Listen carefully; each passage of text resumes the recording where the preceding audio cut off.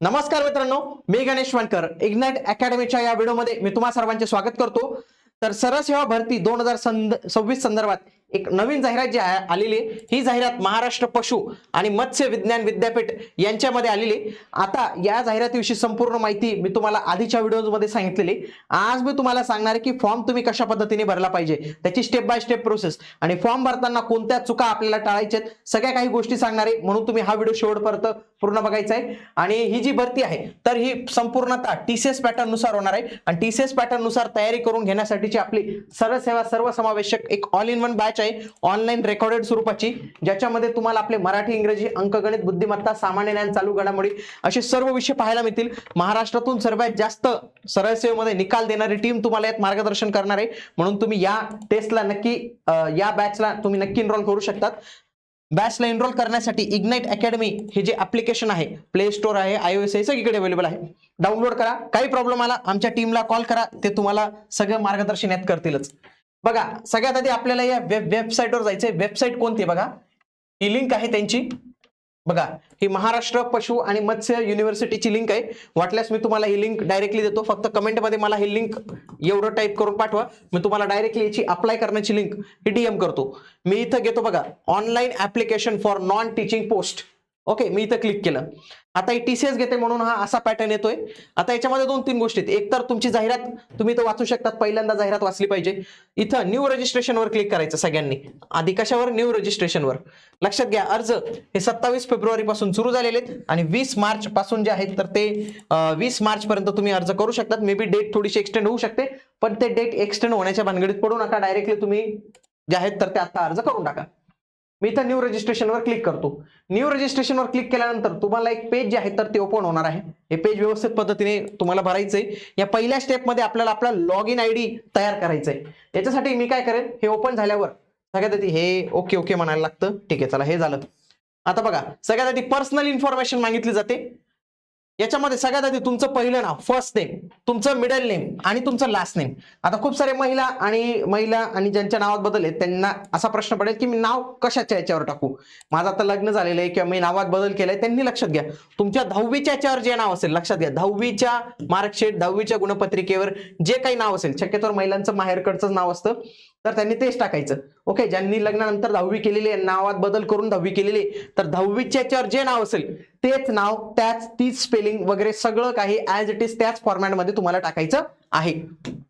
पुढे वडिलांचं नाव टाकायचं, तुम्हाला आईचं नाव टाकायचंय। आता समजा ज्यांच्या नावात बदल झालेला आहे, म्हणजे 10वीला त्यांचं माहेरकडचं नाव होतं आणि आता त्यांचं जे आहे तर ते सासरकडचं नाव आलेलं आहे आधार कार्ड आणि बाकीच्या डॉक्युमेंट्सवर, त्यांनी ते यस करायचं। यस केल्यानंतर त्यांच्या नवीन नावात जो बदल झालेला आहे तो इथं टाकायचा आहे। समजा ज्यांनी लग्न केलेलं आहे पण नावातच बदल केलेला नाही, अशा महिलांना काहीच करायची गरज नाही, फक्त 10वीच्या याच्यावर टाका आणि इथं नो म्हणायचंय। पुढे तुमचं इथं डेट ऑफ बर्थ, लक्षात घ्या डेट ऑफ बर्थ तुमची जी आहे तर ती टाकायची। ही पण इथं काय म्हटलेलं आहे, एज्युकेशनल सर्टिफिकेट। आधारवर खूप लोकांची वेगळी आहे आणि आता ती चेंज होत नाही, तर त्यांनी 10वीच्या याच्यावर जी त्यांची बर्थ डेट आहे तर तीच तिथं टाकायची आहे। पुन्हा लक्षात घ्या 20/3/2026 रोजी तुमचं एज कॅल्क्युलेट केलं जाणार आहे। पुढे जेंडर सिलेक्ट करायचं, मेल फिमेल जे काय असेल ते सिलेक्ट करा। मोबाईल नंबर चालू पाहिजे, कारण की मोबाईल नंबरला तुमचा ओटीपी जो आहे तर तो जात असतो, म्हणून मोबाईल नंबर हा चालू स्थितीतला असावा। बघा, हा मोबाईल नंबर पुन्हा इथं टाकायचा।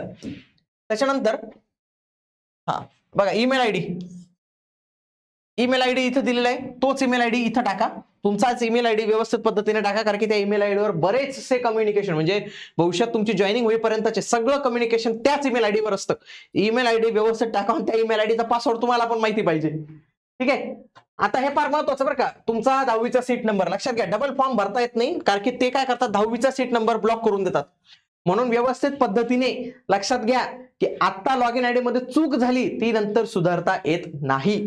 व्यवस्थित नंबर टाका, इयर व्यवस्थित टाका, एक्झाम सेंटर ठरवून घ्या कोणते कोणते टाकायचे। इथे सगळे ओपन होतात बघा, सगळे जिल्ह्या वाईजच आहेत। आय थिंक सगळे हे सेंटर तुम्ही जे आहेत तर ते एकदा बघून घ्यायचे। पुढे जनरेट ओटीपी क्लिक केल्यानंतर तुमच्या मोबाईलला ओटीपी जाणार आहे, तो टाकायचा। त्याच्यानंतर हा कॅप्चा कोड टाकून रिव्हेरीफाय म्हणायचं। रिव्हेरीफाय म्हटल्यानंतर तुम्हाला सगळी इन्फॉर्मेशन पुन्हा येईल आणि फक्त ती इन्फॉर्मेशन पुन्हा एकदा करेक्ट आहे का ती चेक करून घ्यायचं। बघा हे अशा पद्धतीने येते. तुमचे समजा इथं मोबाईल नंबर असेल, इथं मोबाईल नंबर येतं, मग इथं टिक करायची. वाटल्यास काही बदल लगेच वरती जाऊन बदल करून टाकायचं. तुम्हाला वाटलं सगळं काही बरोबर आहे, इथं सबमिटवर क्लिक करायचं. आता तिथं स्पष्ट सांगितलं जातं बरं का, की एकदा झाल्यावर मॉडिफाईड करता येणार नाही, म्हणून एकदाच काय करायचं ते व्यवस्थित पद्धतीने फॉर्म भरायचा, सबमिट. आता बघा तुमचा रजिस्ट्रेशन नंबर हा तयार झालेला आहे. मी म्हणतो ही पहिली स्टेप आहे. आणि जर तुम्हाला जास्त फॉर्म भरायचे असतील तर सेम लॉगिन आयडी वापरायचा आहे. लक्षात घ्या, लॉगिन आयडी सेम वापरायचं आहे. आणि आता तुम्हाला मल्टिपल फॉर्म जे आहेत तर ते भरता येणार आहेत. आता याच्यानंतर जाईल मी पोस्ट सिलेक्शनवर. पोस्ट सिलेक्शनवर क्लिक केल्यानंतर इथं जाईल click here to apply post, हे ओपन होतं. त्याच्यानंतर इथं सगळ्यात आधी लक्षात घ्या, तुमचा फॉर्म हा 1 2 3 4 5 स्टेजेस आहेत. 5 टप्प्यात जो आहे तुमचा फॉर्म भरला जाणार आहे. पहिल्या टप्प्यात पोस्ट नेम सिलेक्ट करायचं. बघा इथं वेगवेगळे नाव येतात, जे बऱ्यापैकी आता लोक लिपिकला भरतील आणि जे लोक तांत्रिक हरतेमध्ये बसत असतील तर त्यांनी टेक्निकल पोस्टला त्यांचा फॉर्म भरायचा आहे. पुढे काही महत्वाची माहिती असते. इथं फक्त एकच माहिती तुम्हाला भरायची, ती म्हणजे मॅरिड आहात का अनमॅरिड आहात का. मॅरिड असाल तर लग्नाची तारीख तुमच्या बायकोला विचारून तुम्ही टाकू शकतात. पुढे डोमेसाईल विचारलं जातं. इंडियन नॅशनॅलिटी करायची, डोमेसाईल येस करायचं. आणि इथं लहान कुटुंबासाठी पात्र येस करायचं. आणि इथं कास्ट कॅटेगरी एससी आहे, एसटी आहे, ओबीसी आहे, काय आहे ते सिलेक्ट करायचं. त्याच्यानंतर कास्ट कॅटेगरी सिलेक्ट केल्यानंतर कास्ट सर्टिफिकेट, तर तुमचं इथं तारीख विचारली, कोणत्या तारखेला तुम्हाला सर्टिफिकेट मिळालं, त्याचा नंबर काय आहे. आणि व्हॅलिडिटी ही शक्यतो नसते आपल्याकडे. डोमेसाईल सर्टिफिकेट लक्षात घ्या, डोमेसाईल सर्टिफिकेटची माहिती इथं भरायची आहे. पुन्हा आयडेंटिफिकेशन आयडेंटिटी हे काही गरजेचं नाही, नाही भरलं तरी चालतं, ते बर्थ मार्क वगैरे काही कोणाला माहित नसतं. पुन्हा यांच्यापैकी एकालाच येस करायचं बरं का. समजा पॅन कार्ड येस केलं तर ते पॅन कार्डचा नंबर आणि पॅन कार्ड वरील तुमचं नाव हे विचारलं जातं तिथं. 7 नेक्स्ट करायचं. बघा इथं ग्रीन झालं. ग्रीन झालं म्हणजे काय, की पहिली माहिती माझी सक्सेसफुल भरली गेली. आता मी दुसऱ्या माहितीमध्ये जाईल, ऍडिशनल माहिती. याच्यामध्ये ना तुमच्या समांतर आरक्षणाविषयी डिटेल विचारलेले आहे, जसं की आत्महत्याग्रस्त शेतकऱ्यांचे पाल्ले आहात का, ऑलरेडी गव्हर्नमेंट जॉब करता आहात का, त्याच्यानंतर प्रकल्पग्रस्त आहात का, भूकंपग्रस्त आहात का. येस असेल तर तुम्हाला पुढची माहिती ते इथं विचारतात. पुन्हा पदवीधर अंशकालीन माजी सैनिक आहात का, बघा क्रीडा खेळाडू आहात का, बघा दिव्यांग व्यक्ती आहात का, असं विचारलं. येस केलं तर ती सगळी माहिती भरायची. बघा स्वातंत्र्य सैनिकांनी नामांकित केलेलं आहे का, जे ओबीसी वगैरे व्हीजे एनटी एससीबीसी कॅटेगरीमध्ये असतील तर त्यांना नॉन क्रिमिलियर माहिती भरावी लागणार आहे. एससी एसटी ला नॉन क्रिमिलियर लागत नाही. पुढे अनाथ असाल तर अनाथांची माहिती तुम्हाला इथं भरावी लागणार आहे. पुढे बघा या लीगल काही केसेस तुम्ही जर काही भानगडी केल्या असेल, काही राडे केले असेल आणि कोर्टामध्ये तुमची काही केस चालू असेल तर या केसची माहिती इथं भरायची. इथं मी सेव्ह अँड नेक्स्ट करेल. सेव्ह अँड नेक्स्ट झाल्यानंतर बघा 2 गोष्टी ग्रीन झाल्या. आता ग्रीन झाले म्हणजे काय, ते भरलं गेलं. तिसऱ्याच्यात ऍड्रेस मध्ये जाईल. शक्यतो आधार कार्ड वरचा जो ऍड्रेस आहे तर तोच टाका. ओके, जॉईनिंग लेटर तुमचं त्याच ऍड्रेस जाणार आहे. ठीक आहे, 3 झालं. तिसरं महत्वाचं आहे तुमची इथं शैक्षणिक पात्रता. सगळ्यात आधी मराठीचं नॉलेज आहे का, येस म्हणायचं. बघा 10वीची माहिती, 12वीची माहिती, त्याच्यानंतर तुमचं डिप्लोमा असेल डिप्लोमा, ग्रॅज्युएशन असेल ग्रॅज्युएशन, याची माहिती तुम्हाला इथं भरायची आहे. पोस्ट ग्रॅज्युएशन हे आयटीआय वगैरे काही नाही तिथं. त्याच्यानंतर हे महत्वाचं आहे, तुमचं एमएससीआयटी आहे का, एमएससीआयटी नसेल तरी फॉर्म भरता येतो. पण ज्या पदांना टायपिंग सांगितलेले, टायपिंग नो केलं तर डायरेक्ट असं येतं बघा, हे you are not eligible for this post. जर मी तो नो करण्याचा प्रयत्न केला, मला आत्ताच बाहेर काढून देतात ते, म्हणजे मला फॉर्मच भरू देणार नाही. म्हणून जर तुमच्याकडे आत्ता असेल तरच येस म्हणा, नो म्हणून काही उपयोग नाही. बाकी इथं सेव्ह अँड नेक्स्ट करायचं म्हणजे हे पण माहिती भरली गेली. आता तुम्हाला काय करायचं, त्याच्यानंतर डॉक्युमेंट्स अपलोड करायचे. डॉक्युमेंट्स मध्ये सगळ्यात आधी तुमचा फोटो अपलोड करायचा. लक्षात घ्या, फोटो 2 पद्धतीचा लागणार आहे. एक आहे कॅप्चर फोटोग्राफ, ज्याला तुम्ही म्हणतात लाईव्ह फोटोग्राफ. डायरेक्टली त्याच्यासाठी वेब कॅम पाहिजे किंवा मोबाईल मधून तो फोटो घ्यावा लागणार आहे.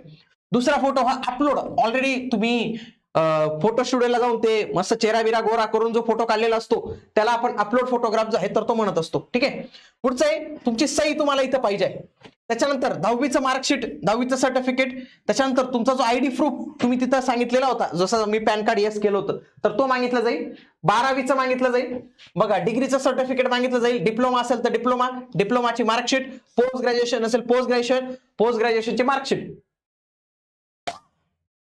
Typing certificate compulsory. बघा इंग्लिशचं टायपिंग सर्टिफिकेट आणि मराठीचं टायपिंग सर्टिफिकेट मागितलेले. डोमेसाईल सर्टिफिकेट हे पण कंपल्सरी, रेड आहे ना, म्हणजे कंपल्सरी केलेले. अनुभव असेल अनुभव, बघा जातीचं प्रमाणपत्र येस, व्हॅलिडिटी येस सांगितलेली नाही म्हणजे नाही भरली तरी चालेल. नॉन क्रिमिलियर कंपल्सरी आहे, ज्या कॅटेगरीजला नॉन क्रिमिलियर लागतं त्यांना टाकावे लागणार आहे. पुन्हा इथं तुमचं नाव येईल आणि तुम्हाला 1000 रुपये सांगितलेले आहे का 900 रुपये सांगितलेले ते. पुन्हा इथं टिक करायचे ही सगळी माहिती आणि सबमिट म्हणायचं. सबमिट म्हटलं तुम्हाला पैसे द्यावे लागतील. पैसे दिल्यानंतर तुमचा फॉर्म जो आहे तो व्यवस्थित पद्धतीने सबमिट होऊन जाणार आहे. तर ही संपूर्ण प्रोसेस तुमच्यासाठी असणार आहे मित्रांनो. तर ही प्रोसेस व्यवस्थित पद्धतीने बघून घ्या. तुमचे आणखी काही डाऊट्स असतील तर मला कमेंट बॉक्समध्ये नक्की कळवा. आणि जे कोणी उमेदवार या परीक्षेसाठी एक फुल प्लेस तयारी करू इच्छितात त्यांच्यासाठी आपला एक सर्वसमावेशक भरती बॅच आहे. तर त्या बॅचला तुम्ही नक्की इनरोल करू शकतात. भेटूया पुढील व्हिडिओमध्ये. तोपर्यंत जय हिंद, जय महाराष्ट्र, धन्यवाद.